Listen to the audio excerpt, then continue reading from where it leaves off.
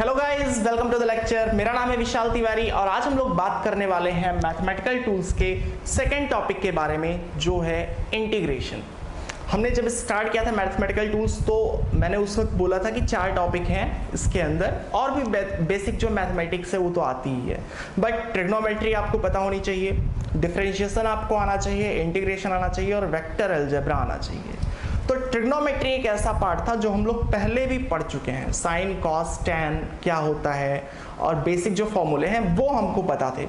Differentiation के बारे में हमने नहीं पढ़ा था इससे पहले, सो उसका डिस्कशन मैंने पहले करवा दिया है। तो अगर आपने वो वीडियो नहीं देखा है तो पहले आप जाके उसे देखो।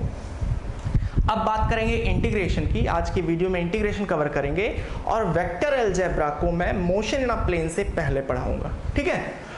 सो इंटीग्रेशन क्या होता है, ये इसका इस्तेमाल, इसका यूज कैसे किया जाता है, उसको सबसे पहले समझेंगे, फिर सॉल्व करना सीखेंगे कि सॉल्व कैसे किया जाता है। याद रखना, ये काम कैसे करता है ये ज्यादा इंपॉर्टेंट है रेदर देन कि आपको सॉल्व करना आना चाहिए, ठीक है। सॉल्व करना आता है वो अच्छी चीज है, बट अगर आप सॉल्व कर ले रहे हो कॉम्प्लिकेटेड इंटीग्रल्स, ठीक है, आप सॉल्व तो कर ले रहे हो बट आपको पता नहीं है कि इसका बेसिक यूज क्या है, तो उसको आप फ्लेक्सिबिलिटी के साथ अप्लाई नहीं कर पाओगे, ठीक है। ये चीज आपको जैसे से आप आगे बढ़ते जाओगे आपको समझ आएगा इंटीग्रेशन को अप्लाई कैसे करना है, ये चीज ज्यादा इंपॉर्टेंट है।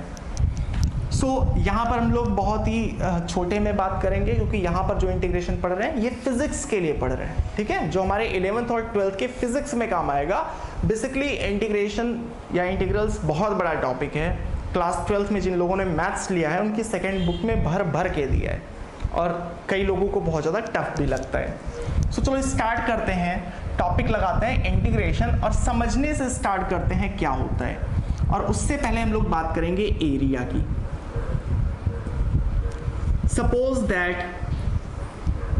एक्स एक्सिस है, वाई एक्सिस है, एक्स एक्सिस वाई एक्सिस। अभी आप समझ जाओगे मैं क्यों एक्स और वाई 3 बार बना रहा हूं। सपोज दैट यहां पे मैं एक ट्रायंगल दे दूं, यहां पर मैंने एक रेक्टेंगल दे दिया, यहां पर मैंने एक सर्किल दे दिया। ये तीनों के तीनों वेल डिफाइंड शेप है। अगर मैं आपसे इसका एरिया निकालने को बोलूं और आपको इसका डायमेंशन पता हो, डायमेंशन कहने का मतलब तीनों साइड्स पता हो, यहां पर लेंथ और विड्थ दोनों पता हो, यहां पर इसका रेडियस पता हो, तो हम लोग एरिया निकालना हो, हम लोग कैसे निकालेंगे? इसके एरिया का फॉर्मूला है half base into height. Half base into height हम सभी को पता है, नहीं पता है तो पता होना चाहिए, ठीक है। और अगर इसकी लेंथ L है, विड्थ B है, तो इसका जो एरिया होगा वो हो जाएगा L इंटू B। तीसरा है, इसका हो जाएगा पाई आर स्क्वायर। कोई प्रॉब्लम नहीं, ऐसे ही हम लोग डिफरेंट शेप के जो एरिया है वो कैलकुलेट कर सकते हैं। प्रॉब्लम यहां तक नहीं है, अगर एरिया सिर्फ इन्हीं शेप्स का कैलकुलेट करना होता तो फिर हमें इंटीग्रेशन पढ़ने की जरूरत ही नहीं थी। बट प्रॉब्लम क्या है, आप 10th से 11th में आ गए हो, अब आपको कुछ ऐसे शेप्स के भी एरिया निकालने पड़ सकते हैं जो वेल डिफाइंड नहीं है। एग्जाम्पल के तौर पे मैंने बोल दिया कि ये है एक्स एक्सिस, ये है वाई एक्सिस, एक कोई लाइन गई है कुछ इस तरीके से, हमको नहीं पता कैसे गई है, ये कोई फंक्शन है जिसका ग्राफ है। मैंने बोल दिया कि भाई यहां से लेके यहां तक का ये जो बीच वाला एरिया है, ये वाला एरिया आप कैलकुलेट करके बताओ। अब यहां पर आपको पता क्या, सपोज दैट आपको इसकी लेंथ पता भी है तो भी आप नहीं कैलकुलेट कर पाओगे डायरेक्ट फॉर्मूला से, क्योंकि फॉर्मूला इसके लिए कोई है ही नहीं है ना, इसके लिए तो हमने फॉर्मूला बनाया ही नहीं है। हमारे जो फॉर्मूले थे वो कुछ वेल डिफाइंड शेप के लिए थे, ट्रायंगल, रेक्टेंगल, सर्किल, ट्रेपेजियम, ठीक है, स्क्वायर, इन सब के लिए हमने फॉर्मूला देखा था। बट किसी भी रैंडम शेप का एरिया निकालना हो तो इस केस में हमारे पास कोई फॉर्मूला नहीं था। और ऐसे ही एरिया को सॉल्व करने के लिए हमारे मैथमेटिशियंस ने एक हथियार बनाया जिसका नाम है इंटीग्रेशन। कहने का मतलब इंटीग्रेशन हेल्प करता है हमारी ऐसे रैंडम एरियाज को फाइंड करने में। मैंने बोल दिया, आपने मान लिया तो अच्छी बात है, नहीं माना तो मैं दिखाता हूं कि कैसे निकालता है ये एरिया। ध्यान से समझते हैं, बाकी सारा मैं रब कर दे रहा हूं। बेसिक्स समझना, अभी मैं सॉल्व करना नहीं बताऊंगा, सॉल्व करने की बात बाद में करेंगे, पहले पता तो चले कि हमें भरोसा तो हो कि हाँ भाई इंटीग्रेशन एरिया निकाल सकता है, उसके अंदर कैपेबिलिटी है, ठीक है, पहले ये चीज हमें पता होनी चाहिए। सपोज दैट ऐसा कोई एक ग्राफ है, ये है एक्स एक्सिस, ये है वाई एक्सिस, ऐसा हमने कोई ग्राफ मान लिया, कोई भी रैंडम सा ग्राफ है, ये पॉइंट ए है, x इक्वल टू ए, ये कोई नंबर होगा, suppose that x equal to 4, x equal to 6, कुछ भी हो सकता है, यहां से x इक्वल टू बी तक, यानी कि x इक्वल टू ए से लेके x इक्वल टू बी तक, ये जो बीच का पूरा एरिया है ये हमको कैलकुलेट करना है, ठीक है। प्रॉब्लम वही आ गई कि हम लोग फॉर्मूले से इसको नहीं कैलकुलेट कर सकते। अगेन ये जो ग्राफ बना है ये x का फंक्शन है। अब जिनको प्रॉब्लम हो रही है कि भाई मैं बार बार ये बोलता क्या हूं कि y is a function of x, वो पहले तो समझ लो। जैसे मैंने बोला y is a function of x, example के तौर पे y equal to x square minus 2x plus 3, ठीक है, या फिर y equal to x plus 10, दोनों ही फंक्शन है। फंक्शन क्या होता है? एक ऐसा सिस्टम होता है जिसमें आप x डालते हो और y निकल जाता है। मतलब समझना, अगर मैं यहां पर इसको लेके देखूं एट x इक्वल टू 2, अगर मैं x2 डालूं इस डब्बे में, अगर मैंने x की वैल्यू कितनी डाली, 2 मैंने डाली, तो y कितना निकलेगा? हम लोग निकाल सकते हैं ना, y equal to x square यानी कि 2 का स्क्वायर माइनस 2, x की वैल्यू 2 है, प्लस 3 यानी कि 2 टू 4 माइनस 2 टू 4 प्लस 3, ये आ गया 3। ऐसे ही आप x की वैल्यू 3 रख के निकालना चाहते हो तो वो भी निकाल सकते हो। तो कहने का मतलब y equal to something x की फॉर्म में लिखा है तो हम लोग बोलेंगे y is a function of x। इसका ग्राफ भी बना सकते हैं ना, x की वैल्यू 0 रखो, 1 रखो, 2 रखो, डिफरेंट पॉइंट्स मिलेंगे और उसी के अकॉर्डिंग ग्राफ बन जाएगा। तो ये बहुत बेसिक सी बात है जो आई होप कि आपको पहले से पता होगी। पता है तो अच्छी बात है, वरना लक्षण नहीं ठीक है तो ठीक हो जाएंगे, बट ध्यान से देखना, ये चीज समझ में आनी चाहिए कि y is a function of x, जिसका कोई मैंने रैंडम ग्राफ बना दिया। हम लोग इक्वेशन का डिस्कशन अभी नहीं कर रहे। अब एक चीज समझना कि y is a function of x है, यानी y किस पे डिपेंड कर रहा? जो डब्बा डाला जा रहा है उस पर क्या डाला जा रहा है? x की वैल्यू डाली जा रही है, और वो y, अगर मैं ये लिख दूं y इक्वल टू 3, तो ये x का फंक्शन नहीं है। क्यों नहीं है? यहां पर x है ही नहीं है, तो x चेंज करने से y पे कोई इंपैक्ट नहीं पड़ेगा, y की वैल्यू फिक्स्ड है। बट अगर मैं लिख दूं y equal to 3 plus x, अब हो गया y x का फंक्शन हो गया। x को अगर 1 रखोगे तो y 4 आएगा, x को 2 रख दिया तो y 5 आएगा। y को बदलना है तो क्या करो? x को बदल दो। कहने का सिंपल सा मतलब क्या है? y depends on x। y की जो वैल्यू है वो कहां पे डिपेंड है? x पे डिपेंड है, x की वैल्यू पे डिपेंड है। ठीक है, ये तो हो गया लंबा चौड़ा लेक्चर। आते हैं मेन टॉपिक पे। हमें इसका करना था एरिया कैलकुलेट। सपोज दैट ये जो पूरे का पूरा एरिया है, अगर मैं इसको बहुत ही छोटी छोटी स्ट्रिप्स में कट कर लूं, जैसे एक स्ट्रिप हो गई ये, दूसरी स्ट्रिप हो गई ये, पहले बना लेते हैं ऐसे ही,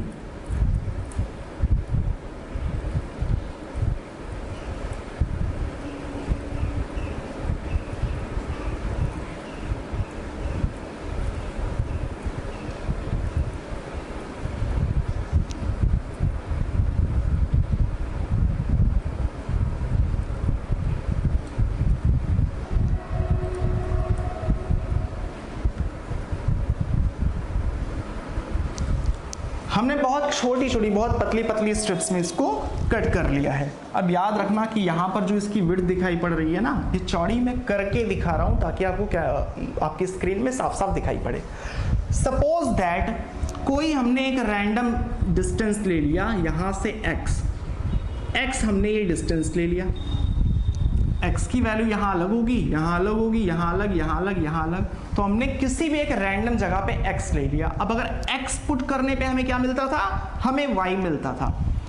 ये वाली वैल्यू x दिखाती है, ठीक है, ये जो लेंथ है, और ये जो हाइट है y एक्सिस इधर है ना, यानी ये वाली हाइट क्या है, y है। तो अगर मैं इसको लिख दूं y, ये वाली हाइट कितनी है, y है। अब आप यूं समझो, x पे जाके हमने y की वैल्यू को चेक किया, और अगर x से थोड़ा सा और आगे बढ़ जाए, कितना आगे बढ़ जाए, dx आगे बढ़ जाए, x से थोड़ा सा आगे बढ़ जाए dx, तो अगर x में चेंज ना के बराबर हो रहा है तो y में भी चेंज ना के बराबर होगा। नहीं समझ आई? देखो इधर सिंपल सा example, y equal to x plus 50 at x equal to 5। अगर मैं x इक्वल टू 5 लूं तो y इक्वल टू कितना आ जाएगा, 5 प्लस 50 यानी कि 55, ठीक है। अगर मैं x equal to 5 plus dx लूं, dx क्या है, very very small quantity, almost negligible है, उसकी खुद की कोई वैल्यू ही मतलब ना के बराबर है। सो कहने का मतलब क्या है, x की वैल्यू मैं 5 की जगह पे 5 से बहुत थोड़ी सी ज्यादा रख रहा हूं, तो उस केस में y क्या निकलेगा, 55 प्लस dx निकलेगा, ठीक है। तो कहने का मतलब y में चेंज बहुत थोड़ा सा आएगा। अभी भी नहीं समझ आया? ऐसे समझो, आपके प्रैक्टिकल लाइफ एग्जाम्पल से जोड़ के बताऊंगा, जो लोग चाय के बहुत शौकीन हैं। ऐसे समझना, जो स्वीटनेस होती है, मिठास होती है चाय की, वो किसका फंक्शन होती है, वो शुगर का फंक्शन होती है। जो शुगर ग्रेन्स होते हैं, चीनी के दाने, उसका फंक्शन होती है। कैसे फंक्शन है?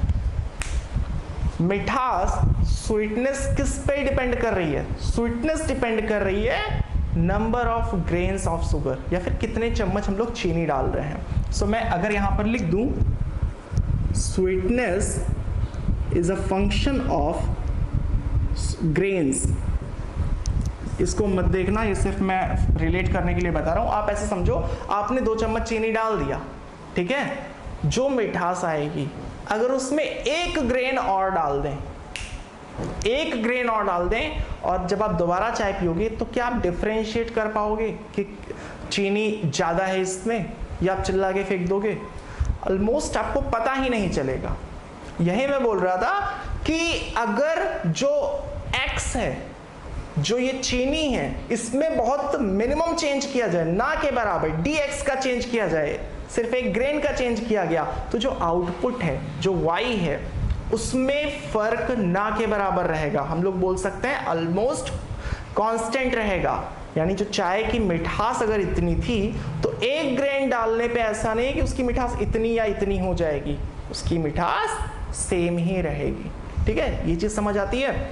सो इतनी देर से मैं यही समझाने की कोशिश कर रहा था कि हम लोगों ने जो y is a function of x है, उसमें हमने कोई भी एक रैंडम x डाल दिया, हमने एक रैंडम x डाल दिया, तो जब x डाल दिया तो जो वैल्यू मिली वो कितनी मिली, y मिली।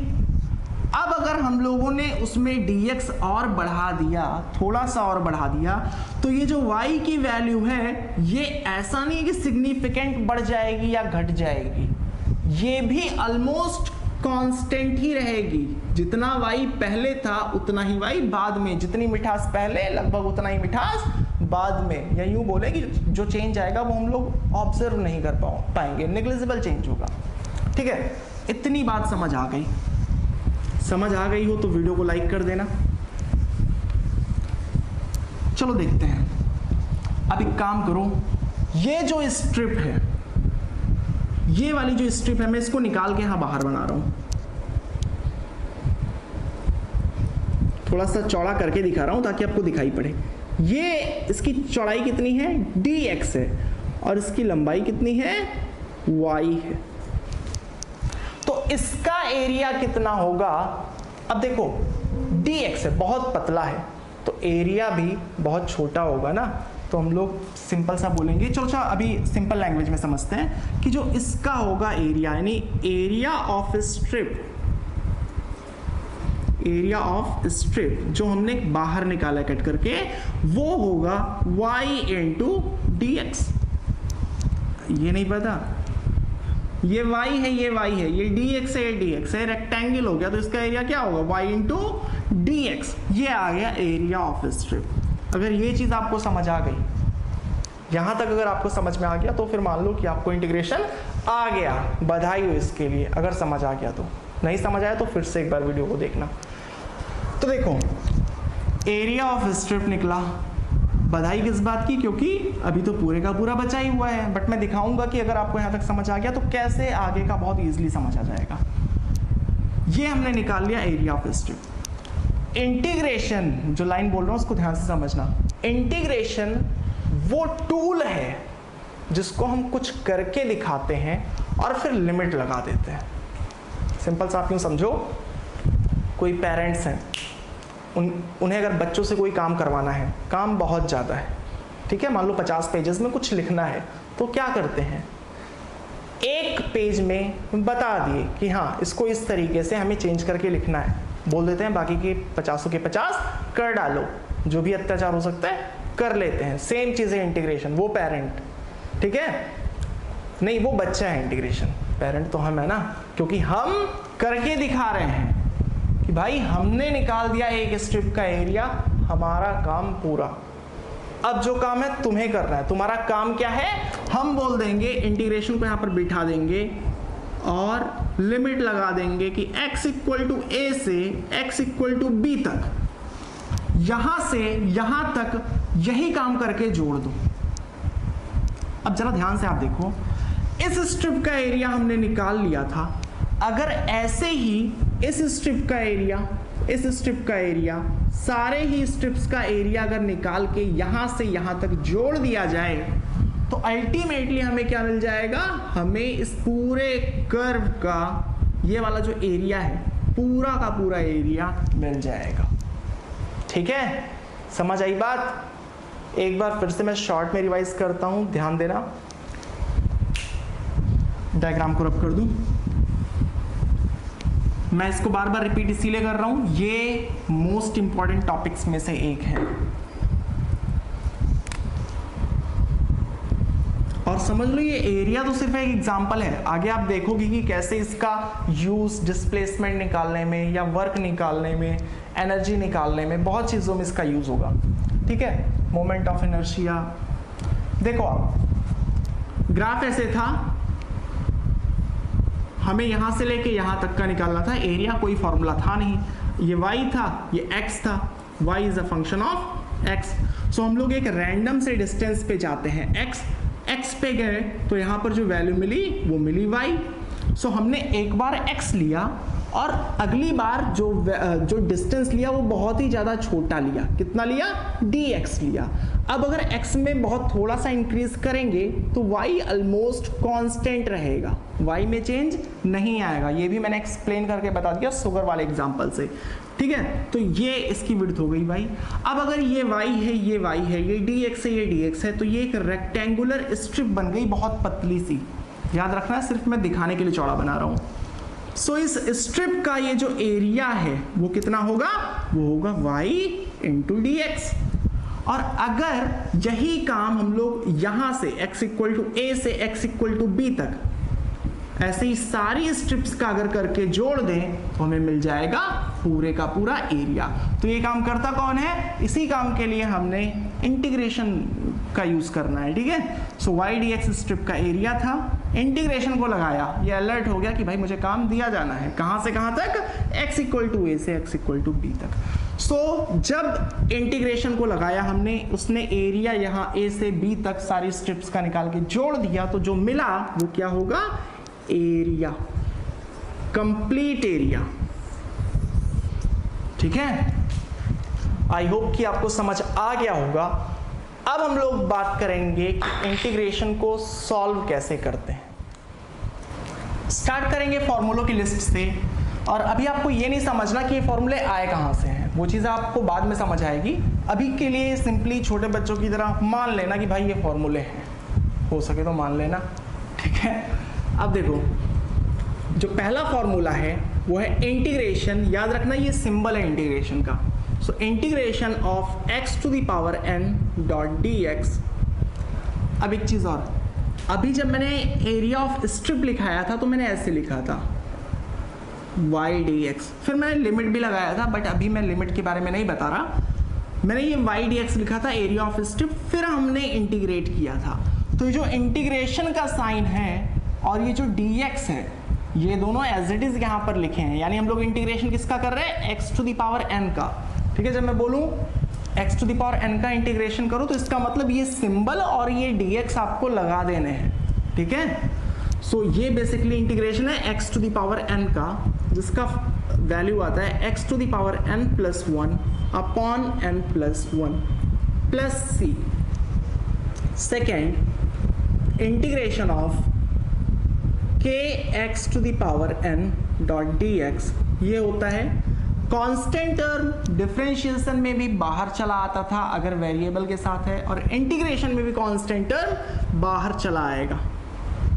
सो इंटीग्रेशन और यहाँ पर हो जाएगा x to the power n dx। इसकी वैल्यू कितनी होती थी, जो होती थी उसको हम लोग पुट कर देंगे, यानी कि k x to the power n plus 1 upon n plus 1 plus c। C की क्या कहानी है उसके बारे में भी बाद में बात करेंगे। थर्ड इज कोई कांस्टेंट टर्म अकेला है, तो कांस्टेंट टर्म अकेला होता था तो डिफरेंशिएशन में वो जीरो हो जाता था। किसी कांस्टेंट टर्म का डिफरेंशिएशन जीरो होता है, मैंने बताया था। यहां पर क्या होगा, कांस्टेंट टर्म का हो जाएगा kx। ये चीज अभी आप आगे पढ़ोगे कैसे। फोर्थ है साइन एक्स, साइन एक्स का differentiation minus cos x plus C, और हाँ यहां पर भी प्लस सी होगा। कॉस एक्स का integration sine x plus C, 1 upon x का इंटीग्रेशन लॉग एक्स, याद रखना ये नेचुरल लॉग है, लॉग बेसी, और e to the power x का integration e to the power x। अब मैं एक स्टेटमेंट बोलने जा रहा हूं, उसको ध्यान से समझना। डिफरेंशिएशन और इंटीग्रेशन एक दूसरे के अपोजिट होते हैं, एकदम अपोजिट। जैसे प्लस माइनस, जैसे मल्टीप्लिकेशन डिवीजन। कोई नंबर है सपोज दैट 50, उसमें आप 5 ऐड करो और 5 सब्ट्रैक्ट कर दो, तो अगर एडिशन और सब्ट्रैक्शन दोनों कर दिया, एडिशन किया और सब्ट्रैक्शन भी कर दिया, तो वापस हमें वही वैल्यू मिल जानी है। मल्टीप्लिकेशन डिवीजन में 50 को 3 से मल्टीप्लाई करके और 3 से डिवाइड कर दिया तो भी हमें ओवरऑल 50 मिल जाएगा। सिंपल इसी रूल से कोई क्वांटिटी है उसको डिफरेंशिएट किया और फिर इंटीग्रेट कर दिया तो हमें वही चीज मिल जाएगी, ठीक है। यानी जस्ट अपोजिट होता है। चलो कुछ एग्जांपल से देख लेते हैं। यहाँ पर डिफरेंशिएशन के भी मैं फॉर्मूले लिख लेता हूँ। जो पहला था हमारा d by d x x to the power n is equal to n x to the power n minus 1। Second था d by d x k x to the power n, ये आ गया था हमारा k n x to the power n minus 1। Third था d by d x k का 0 होता था। फोर्थ था, यहां से आपको कंपेयर करना है, वहां पर cos x का माइनस साइन x होता था, d by d x cos x का माइनस साइन x होता था डिफरेंशिएशन, ठीक है। तो अगर मैं इस माइनस को इधर लेके आऊं तो क्या हो जाएगा, माइनस यहां आ जाएगा, और अगर -1 बाहर निकल सकता है तो -1 अंदर भी जा सकता है, यानी ऐसे भी लिख सकते हैं ना। तो अब आप ऐसे देखो कि मैंने ये फॉर्मूला कैसे लिखा है, माइनस कॉस एक्स का डिफरेंशिएशन साइन एक्स, ये जो क्वांटिटी है माइनस कॉस एक्स, इसका differentiation sine x. So sine x का इंटीग्रेशन क्या होगा, माइनस कॉस एक्स, ठीक है। साइन एक्स का इंटीग्रेशन माइनस कॉस एक्स। ये सिर्फ मैं आपको दिखा रहा हूं कि कैसे अपोजिट है। ऐसे ही जब हम लोगों ने साइन एक्स का डिफरेंशिएशन लिखा था, D by d x sine x, so sine x का डिफरेंशिएशन आया था कॉस एक्स, ठीक है। सो ऐसे भी तो रीड कर सकते हैं कि साइन एक्स ये जो क्वांटिटी है इसका डिफरेंशिएशन कॉस एक्स है, तो अगर कॉस एक्स के इंटीग्रेशन की बात करेंगे तो क्या होगा, साइन एक्स होगा। वही चीज हमने यहां पर लिखा है, कॉस एक्स का इंटीग्रेशन साइन एक्स। सिमिलरली वहां पर हमने देखा था कि log x का जो डिफरेंशिएशन होता है वो होता है 1 अपॉन एक्स, log x का 1 upon x, so 1 upon x का इंटीग्रेशन log x, और e to the power x तो ऐसे ही है, e to the power x का डिफरेंशिएशन भी e to the power x था और इंटीग्रेशन भी e to the power x होगा, ठीक है। अब आपको करना क्या है, आप पहले इन फॉर्मूलों को किसी एक शीट में रख के लिख के रख लो और फिर आगे के क्वेश्चंस देखो जो मैं सॉल्व करने जा रहा हूँ, ठीक है। क्योंकि होगा क्या, अगर आपको फॉर्मूले याद नहीं है या सामने नहीं है तो फिर आपको प्रॉब्लम आएगी कि मैंने क्या कर दिया। और ये सी की भी कहानी देखेंगे कि ये हर जगह पे जो सी है, यहाँ पर भी हालांकि आएगा सी और यहाँ पर भी आएगा सी। मैं डिफरेंशिएशन वाले फॉर्मूलों को भी रब कर दे रहा हूँ, और जो सेकेंड फॉर्मूला है इसको थोड़ा सा मैं शॉर्ट कर दे रहा हूँ, छोटा कर दे रहा हूँ। ये होता है k x to the power n plus 1 upon n plus 1 plus c। Basic से एग्जांपल से लेते हैं। Suppose that y equal to x cube है, y equal to x cube है, और इसका अगर हमें डिफरेंशिएशन करने को बोला जाए, चलो पहले इंटीग्रेशन करके देखते हैं। Integration, so integration of y dx, ये मैंने बोला था ना ये रिप्रेजेंटेशन है, ये और ये, ठीक है, ये जो सिंबल है सांप की तरह और dx रिप्रेजेंटेशन है। सो y की वैल्यू अगर आप पुट करोगे तो क्या आएगा, एक्स क्यूब dx। फॉर्मूला किससे मैच कर रहा, पहले वाले से मैच कर रहा, x to the power n से मैच कर रहा है, तो फॉर्मूले के अकॉर्डिंग क्या होता है, x to the power n plus 1 यानी कि 3 plus 1 upon 3 plus 1 plus c यानी कि x to the power 4 upon 4 plus c। हमने इसको जब इंटीग्रेट किया तो क्या मिला, ये मिल गया।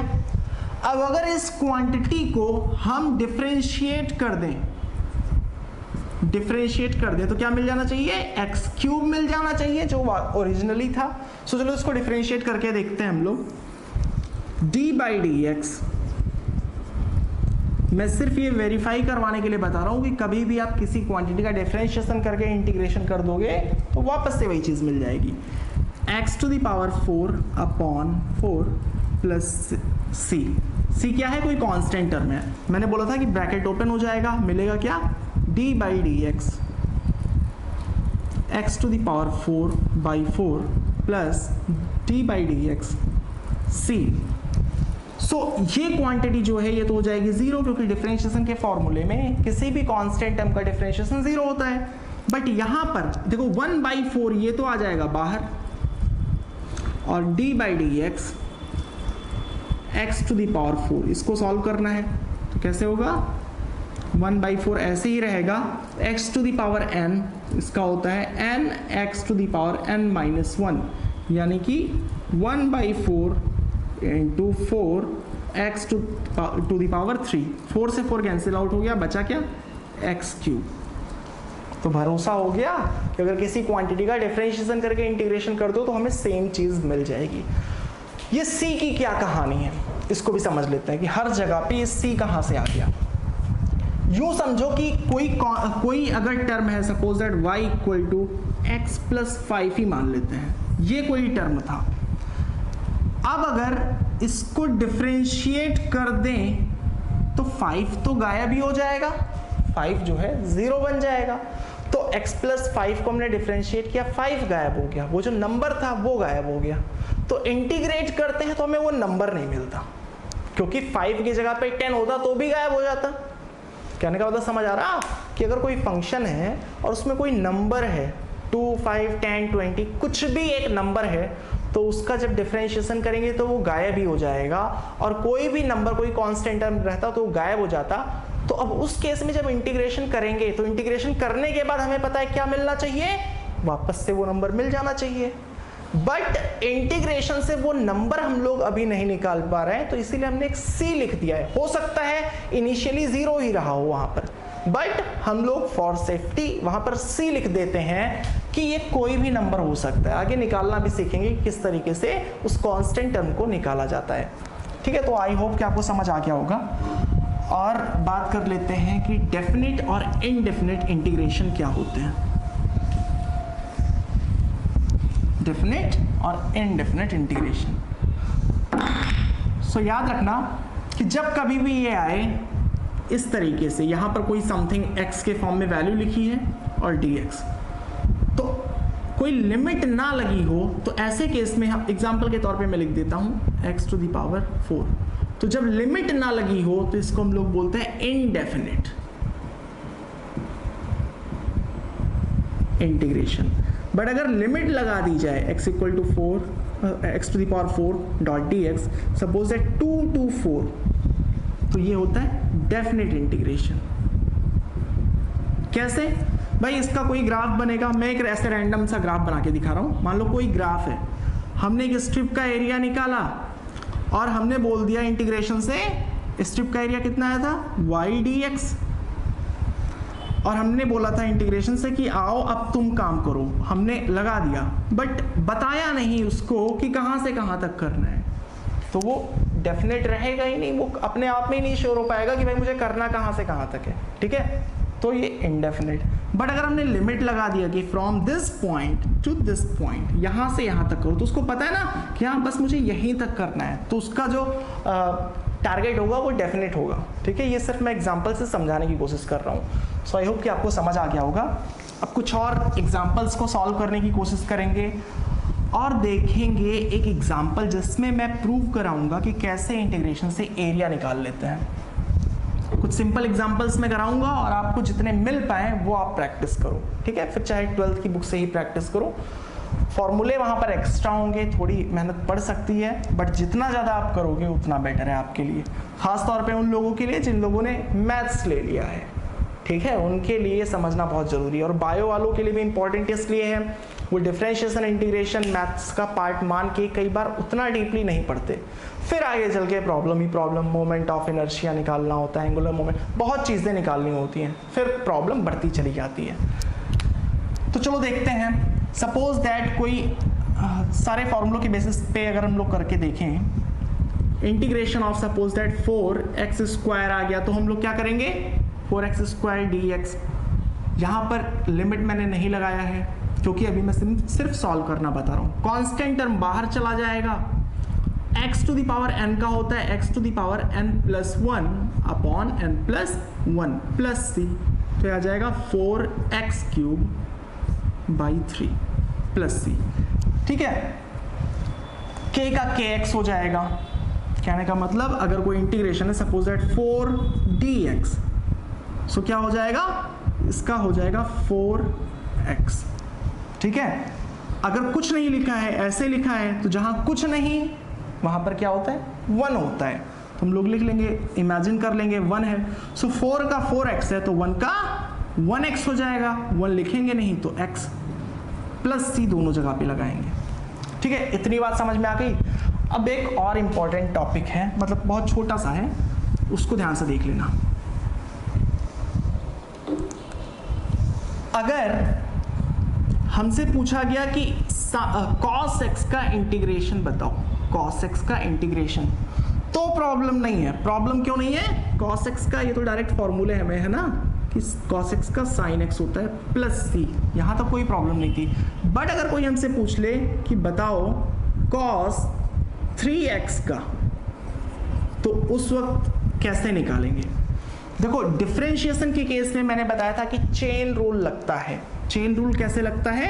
d by d x. अगर मैं सपोज दैट साइन x का निकालना है, सॉरी अगर साइन 3x का निकालना है, तो क्या होता है, यहाँ पर साइन के अंदर 3x है, तो जब डिफरेंशिएशन आता है सॉल्व करने, तो उसको क्या दिखता है, साइन का दरवाजा दिखता है, तो वो साइन समथिंग को कॉस समथिंग में बदल देता है। ठीक है, सो साइन जो समथिंग था वो हो गया कॉस समथिंग। अब साइन का दरवाजा टूट गया, साइन को उसने सॉल्व कर दिया, वो अंदर पहुंचा। अंदर पहुंचा तो उसको क्या मिला कि भाई अभी तो 3x भी है, तो यानी कि वो अंदर पहुंच गया, 3x के सामने खड़ा है। ठीक है, तो 3x को सॉल्व करेगा तो क्या आ जाएगा, 3 बाहर निकल जाएगा, x का 1 आ जाएगा। सो बोले तो 3 यहां पर आ जाएगा, और इसको मैं आगे लिख ले रहा हूं क्योंकि cos 3x और 3 मल्टीप्लिकेशन में होगा, तो यहां से आंसर आ जाएगा 3 cos 3x। मैंने ये भी बोला था कि कई बार टीचर्स जनरली ये बता देते हैं कि x के साथ 4 मल्टीप्लिकेशन में है तो डिफरेंशिएशन के केस में बाहर आ जाएगा, बट कैसे आता है वो चीज़ हमें समझ आ गई। ठीक है, सो डिफरेंशिएशन और इंटीग्रेशन एक दूसरे के अपोजिट, एक दूसरे के दुश्मन। कहने का मतलब क्या है, अगर एक लेफ्ट जाएगा दूसरा राइट जाएगा, अपोजिट का। ठीक है, तो अगर एक x के साथ कोई नंबर मल्टीप्लिकेशन में है, उसको बाहर लाके मल्टीप्लाई ही रखता है, तो दूसरा क्या करेगा, अगर x के साथ कोई टर्म अंदर मल्टीप्लिकेशन में है तो बाहर लाके मल्टीप्लाई नहीं, डिवाइड कर देगा। क्यों, दोनों अपोजिट है। ठीक है, सो इस केस में cos 3x के केस में cos का हो जाएगा sin 3x, और यहां पर 3 डिवीजन में आ जाएगा प्लस c। चलो करके भी देख लेते हैं एक बार, हम लोग क्रॉस चेक कर लेंगे। क्रॉस चेक कैसे करेंगे, cos 3x को इंटीग्रेट करने पे ये आया है, तो अगर इसको डिफरेंशिएट करेंगे तो क्या आना चाहिए, cos 3x आना चाहिए। आई होप कि आपको समझ आ रहा होगा। चलो इसको डिफरेंशिएट करके चेक कर लेते हैं। d by d x sine 3x by 3, मैंने इस 3 को यहां पर लिख लिया है, plus c। So d by d x दोनों से मल्टीप्लाई होगा, so d by d x sine 3x by 3 plus d by d x c। अब 1 बाई 3 ये तो बाहर आ जाएगा, अंदर क्या बचा, साइन 3x तो बेचारा फंसा रह गया, साइन 3x फंसा रह गया, ये तो हो गया 0। कांस्टेंट टर्म को तो उसने खत्म ही कर डाला। हमें पता है ना डिफरेंशिएशन किसी भी कांस्टेंट टर्म का 0 होता है। ठीक है, अब सिर्फ हमें इसे ही सॉल्व करना है। सो 1 बाई 3 को एज इट इज पुट रहने दो, वो आएगा, साइन को देखेगा, साइन को देखते ही क्या कहेगा, साइन को कॉस कर देगा। साइन को उसने सॉल्व कर दिया तो साइन का कॉस हो गया, साइन समथिंग का कॉस समथिंग। बट जब साइन सॉल्व हो गया तो वो अंदर पहुंचा, अब उसको अंदर क्या मिल रहा है, 3x तो अभी जिंदा है। अब 3x को सॉल्व करेगा तो क्या आएगा, 3 आ जाएगा बाहर और x का हो जाएगा 1, तो 3 यहां आ गया। और अगर मैं उस 3 को आगे लाके रखूंगा तो क्या हो जाएगा, 3 बाई 3 cos 3x। अब 3 बाई 3 तो हमें पता ही है कितना होता है, 1 होता है, यानी कि cos 3x आ गया ना। इसको लेके मैंने जब इंटीग्रेट किया तो ये क्वांटिटी मिली, और जब वापस से इसको डिफरेंशिएट कर दिया तो हमें वापस से cos x मिल गया। आई होप कि आपको समझ आ रहा होगा। थोड़े बहुत जो कॉम्प्लिकेटेड आ जाते हैं उनके बारे में भी बात कर लेते हैं। रूल्स हमें सारे पता हैं, ठीक है, चीज़ें घूम फिर के यहीं से आएंगी, बस कभी कभी घुमा के पूछ लिया जाता है तो आप कंफ्यूज हो जाते हो। Suppose the integration of 5x cube minus 4 by x square plus 10 by x plus 6 dx। मैंने क्या ऐसा एग्जांपल इसलिए लिया ताकि आपकी प्रैक्टिस हो जाए, उसमें कोई प्रॉब्लम ना हो आगे चल के। सो क्या होगा, जैसे डिफरेंशिएशन में होता था, डिफरेंशिएशन करना है इस टर्म का, ठीक है, जो इतना बड़ा एक्सप्रेशन है इसका करना है, तो क्या होगा, सबका डिफरेंशिएशन इंटीग्रेशन करना है इस पूरे इसमें जितने टर्म्स दिए गए हैं। तो जैसे डिफरेंशिएशन अंदर मल्टीप्लाई हो रहा था, इंटीग्रेशन भी मल्टीप्लाई हो जाएगा। तो देखो ये दोनों जब इससे मल्टीप्लाई होंगे क्या आएगा, integration 5x cube dot dx minus integration यहाँ पर लिखेंगे हम लोग 4 by x square dot dx plus integration of 10 by x plus integration of यहाँ पर dx भी हमें लिखना है, प्लस इंटीग्रेशन ऑफ 6 dx। ठीक है, 5 यहां से कांस्टेंट नंबर है, बाहर आ जाएगा। अब x टू दी पावर 3 का क्या होगा, चलो मैं थोड़ा जल्दी कर रहा हूं। X to the power 3 dx minus 4 यहाँ से बाहर आ जाएगा, इंटीग्रेशन ऑफ, अब इसको क्या लिखा जा सकता है, फॉर्मूला होता है ना हमारा एक 1 upon x to the power a है, तो इसका मतलब x to the power minus a, so 1 upon x square है, यानी कि x to the power -2 dx plus 10 को हम लोग बाहर निकाल लेते हैं। अच्छा, यहां पर आप मत लिखना कि x टू द पावर -1, क्यों? क्योंकि 1 अपॉन एक्स का तो डायरेक्ट फॉर्मूला है ना हमारे पास, ठीक है, सो 1 अपॉन एक्स dx प्लस 6 का तो हम लोग डायरेक्ट सॉल्व ही कर लें, 6 का 6x होता है ना इस फॉर्मूले से, k dx का kx होता है, प्लस c, चलो अब इसको सॉल्व करके देखते हैं। 5 x to the power n plus 1 upon n plus 1 minus 4 x to the power n, so x to the power n plus 1 upon n plus 1 plus 10, 1 upon x का होता है log x, तो इसको मैंने लिख दिया log x प्लस c, यहाँ से हमारा आंसर आ गया 5x to the power 4 by 4 minus 4x to the power -1 by -1 आएगा, सो ये जो माइनस है माइनस माइनस मैं इसको प्लस कर दे रहा, plus 10 log x plus c, sorry 6x भी होगा, 6x plus c, 6x plus c, यहाँ से वैल्यू आ गई 5x to the power 4 by 4 plus x to the power -1 को क्या लिख देंगे 4 by x plus 10 log x plus 6x plus c। अब हम लोग समझने की कोशिश करते हैं कि ये 1 अपॉन एक्स को हम लोग इस फॉर्मूले से क्यों नहीं कर सकते, 1 अपॉन एक्स को x टू द पावर -1 बना के क्यों नहीं कर सकते, चलो करके देख लेते हैं। देखो आप, अगर मैं यहां पर लिख दूं integration of 1 upon x dot D x, अगर मैं फर्स्ट वाले फॉर्मूले से करने की कोशिश करूं तो उसके अकॉर्डिंग क्या हो जाएगा x to the power -1 dx, अब फॉर्मूले के अकॉर्डिंग क्या लगेगा x to the power n है, so x to the power n plus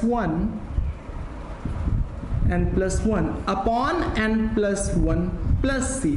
अब देखो यहां से आ गया x to the power -1 plus 1 यानी कि 0 अपॉन 0, किसी की भी पावर 0 तो 1 होता है, लेकिन आ गया 0, ये 1/0 है, इनडिटर्मिनेंट फॉर्म है, ठीक है, ये आप आगे जाके मैथ्स में पढ़ोगे 1/0 का मतलब, ठीक है, तो इसीलिए हम लोग 1 अपॉन एक्स आएगा तो इस फॉर्मूले से नहीं करना, उस टाइम पे हमको 1 अपॉन एक्स का फॉर्मूला डायरेक्ट लगा देना जो कि होता है log x। अब बात कर लेते हैं एक प्रैक्टिकल एग्जाम्पल की, वैसे आई थिंक कि आज का वीडियो बस इतने के लिए सफिशिएंट है, जो एग्जाम्पल होगा वो हम लोग नेक्स्ट वीडियो में देखेंगे। नेक्स्ट वीडियो में ये टॉपिक कंप्लीट हो जाएगा, वहाँ पर सबसे पहले तो मैं आपको भरोसा दिलाऊंगा कि कैसे एरिया निकाल लेता है इंटीग्रेशन। अभी तक हमने थ्योरी की बात करी, स्ट्रिप बना के काम सौंप देते हैं इंटीग्रेशन को, वो चीज़ तो ठीक है, बट मैं एक ट्रायंगल का एरिया निकाल के दिखाऊंगा सबसे पहले कि अगर एक ऐसी लाइन है तो